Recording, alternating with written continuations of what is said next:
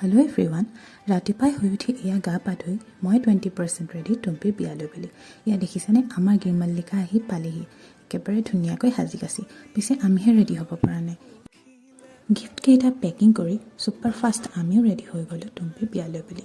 এতিয়া আমি পাই গ'লোহি এয়া বিয়া ঘৰ। বিয়া বুলি ক'লে খানাটোৱে মেইন নহয় জানো, সেইবাবে গ'লোঁ আমি পেট পূজা কৰিবৰ কাৰণে। ধুনীয়াকৈ সজাই ল'লোঁ আমাৰ প্লেট আৰু এয়া খাই আছে চুমু আৰু চুমুৰ মা, মানে মোৰ বৰমা।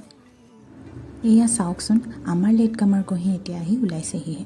তাৰ পাছত চলিল আমাৰ অলপ ফটোশ্বুট আৰু আকৌ কথাৰ মহলা। চকুৰ পলকতে দিনটো কেনেকৈনো পাৰ হৈ গ'ল আমি গমেই নাপালোঁ। দৰা হেনো আহি পাবহিৰে হ'ল। এয়া দেখিছেনে, দৰা আদৰিবলৈ মই একেবাৰে ৰেডি।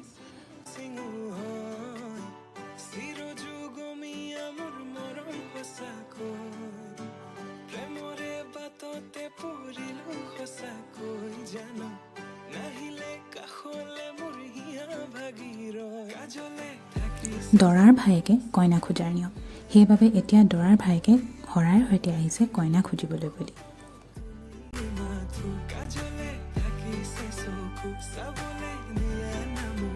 চাওঁতে চাওঁতে কইনাক বিদায় দিয়াৰ সময় ওচৰে চাপিলহি। দৰাৰ গাড়ীৰ পিছে পিছে ওলালোঁ এয়া আমি কইনাক থ'বলৈ বুলি।